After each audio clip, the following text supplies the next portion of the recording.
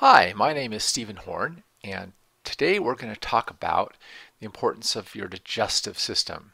You are what you eat, but you're also what you digest. And so the digestive system is really a foundational system for good health. It's a foundational system for good health for a number of reasons. The first one being is that without good digestion, you cannot derive the nutritive value from the foods that you eat. And secondly, poor digestion is one of the primary systems that needs to be corrected in all chronically ill people. I have yet to see a single person who was chronically ill with any kind of serious degenerative disease that had a healthy GI tract. And I believe that with 70% of the immune system being involved in the gut, in the GI tract, that right there suggests that paying attention to this system and learning how to keep it healthy is probably one of the core things we need to do with our health. The digestive system actually starts in the mouth with the teeth and the saliva and chewing the food, and then the food goes down a tube called the esophagus into the stomach, which is the first part of the digestive process. The contents of the stomach empty into the small intestines, and there you have secretions from the pancreas and liver via the gallbladder that actually then aid the process of digestion and of assimilation of nutrients in the small intestines. And then the material goes into the colon, where there's a final assimilation of water and certain minerals and other nutrients, and then before the material is then evacuated from the body. So this whole process is based on enzymes and substances that actually make foods bioavailable. You see, our body doesn't need proteins, it needs amino acids. So the purpose of digestion is to break the proteins into amino acids. It doesn't need fats, it needs fatty acids and glycerol and the fat-soluble vitamins that are found in natural fats. So it's got to break them down. Everything has to be broken down into small component pieces to be properly utilized. So fats are broken down by the bile salts from the gallbladder and the lipases, or the fat digesting enzymes, from the pancreas. And there's also some lipases in the small intestines that basically break apart the triglycerides into their component fatty acids and glycerin, and also make available for absorption any fat-soluble vitamins. Proteins are broken down using the hydrochloric acid in the stomach and an enzyme called pepsin, which breaks proteins down into protein fragments. These protein fragments are then broken down by pancreatic and small intestinal proteases, which are protein digesting enzymes, into their component amino acids to be absorbed by the body and then reassembled as the body's own proteins and amino acid bearing compounds. Carbohydrates like starches and disaccharides, which are combinations of two different sugars, the starches start breaking down by an amylase enzyme in the saliva, and then they are continued to be broken down by amylases from the pancreas and the intestines. The amylases that break down sugars like sucrose into their component sugars of fructose and glucose are actually small intestinal enzymes. And so all of the starches and sugars are broken down into simple sugars to be absorbed. Likewise, you can't assimilate minerals unless you ionize them, which is partly done, especially with metals like zinc and calcium, by the hydrochloric acid in the stomach. And then they are attached to fatty acids or amino acids, a process called chelation, in order to be absorbed across the intestinal wall and utilized by the body. So everything is dependent on digestion. So stage one, as we mentioned, takes place in the mouth and the stomach.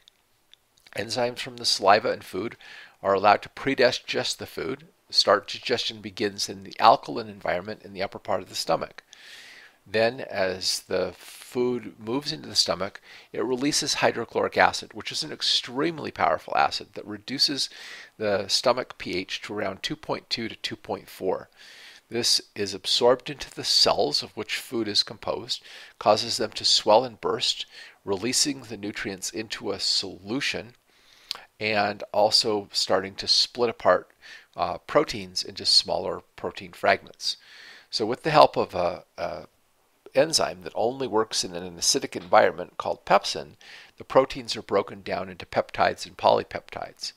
In this, the minerals are also ionized or brought into simple singular molecular structure to be able to be absorbed. In order to protect itself against this acid, the stomach lining, the mucous lining of the stomach, contains bicarbonate. You've probably heard of baking soda, which is sodium bicarbonate, a very alkaline substance that can settle acid in digestion. That bicarbonate protects the stomach from being dissolved by the acid.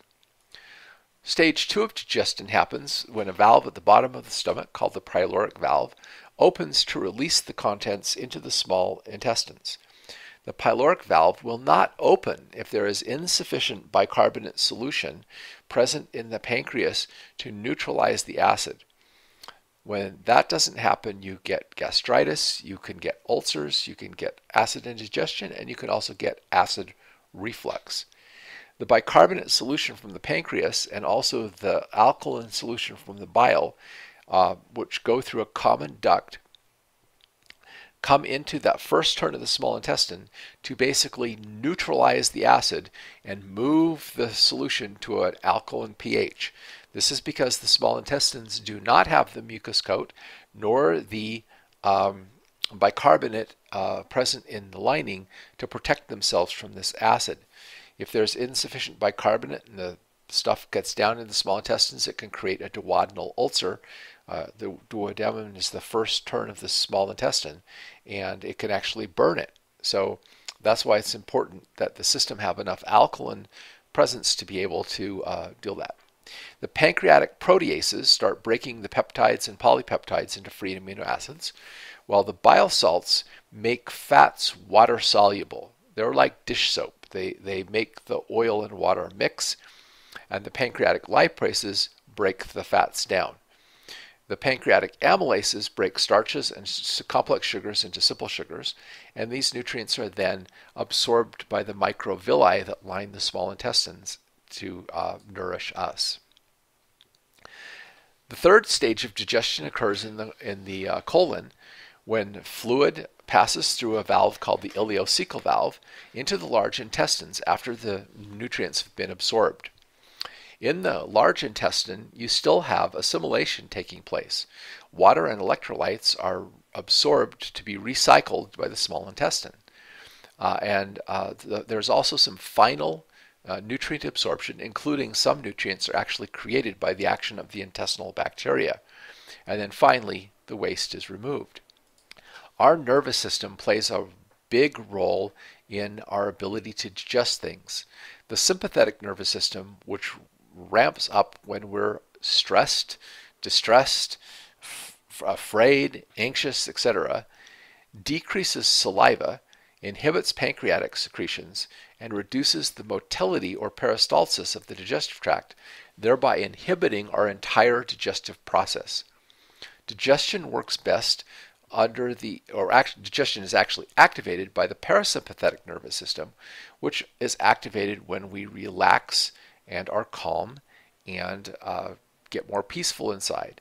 This is why families traditionally would sit down, have a pleasant conversation, develop a relaxed environment around the dining table, because this is what helps digestion to work, is getting into that more parasympathetic or relaxed mode of the nervous system. Under the influence of the parasympathetic nervous system, saliva is increased, so are pancreatic secretions.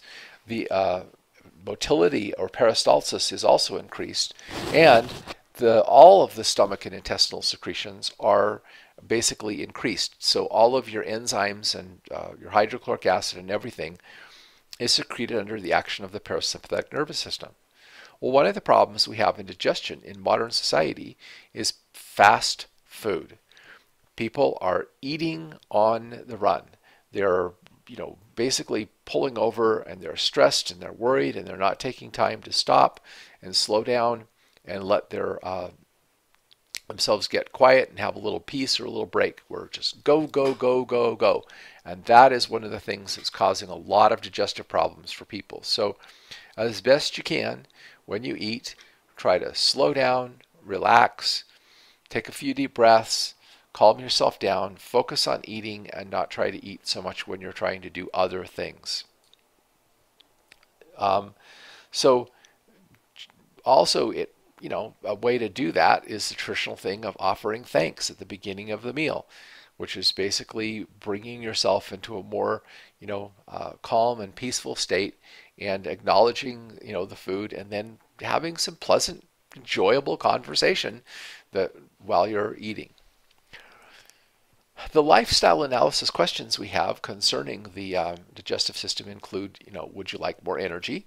Since energy comes largely from our ability to extract the nutrition out of our food.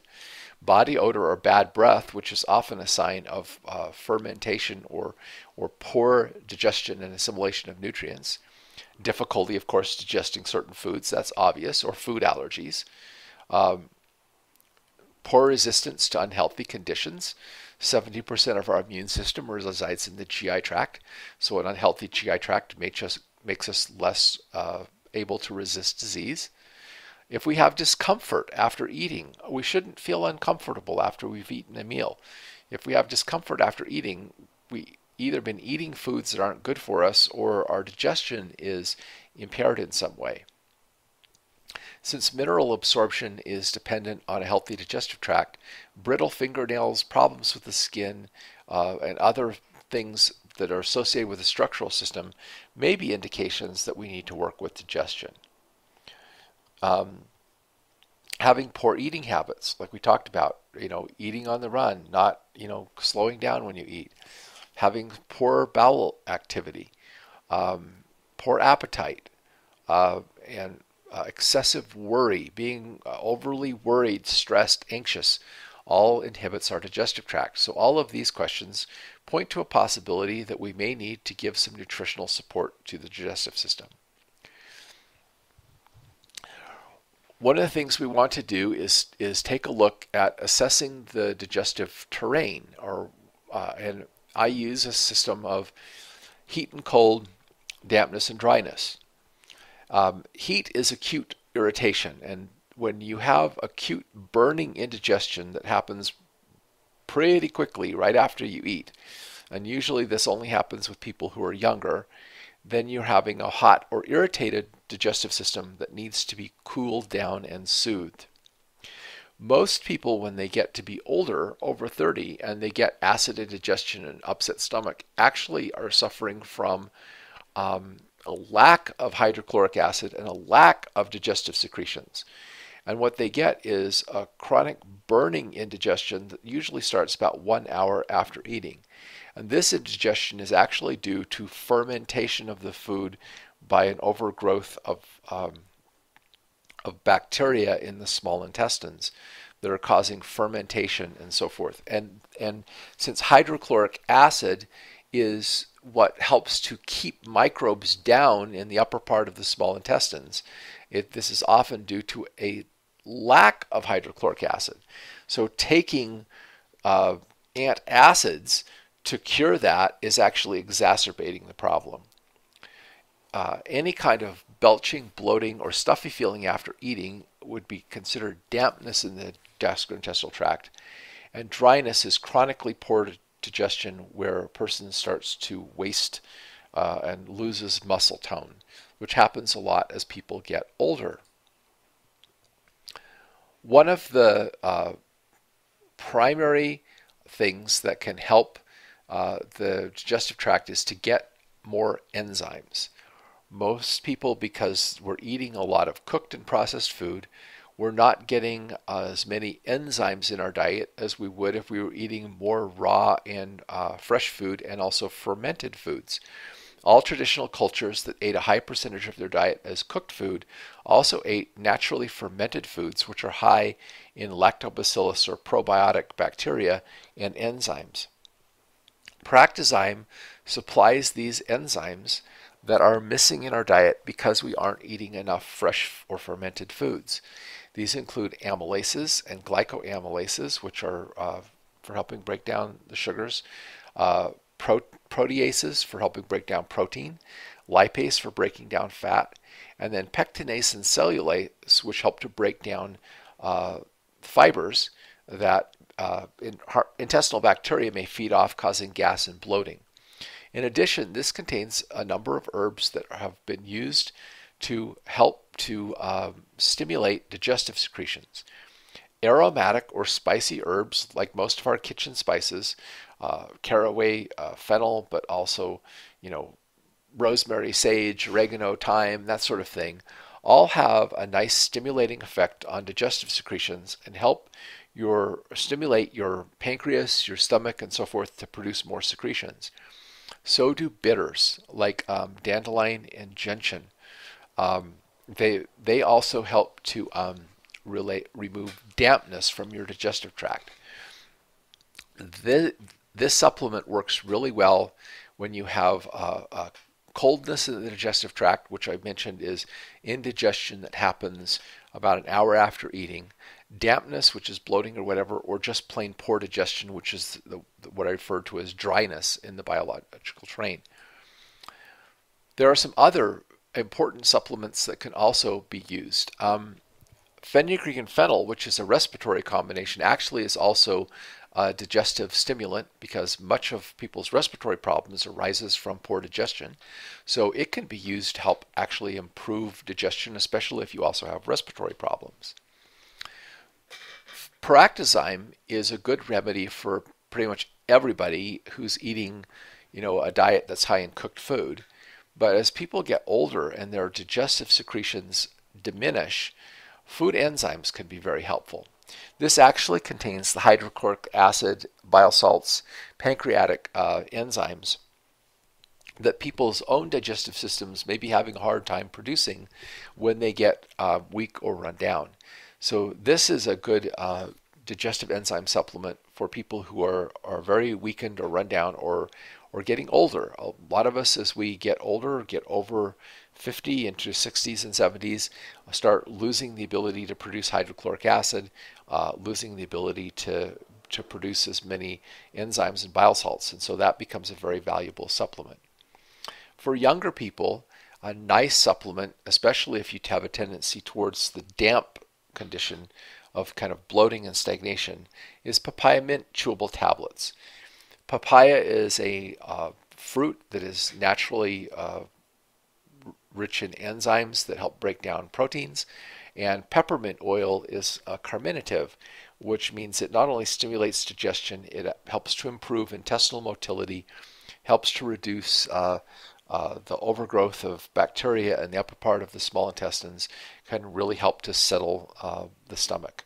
So you can use it either in the form of the papaya mint tablets, or you can actually use peppermint as a carminative by putting maybe 1 drop in a little bit of warm water, works better, and sipping it to help alleviate the gas and the upper intestinal distress.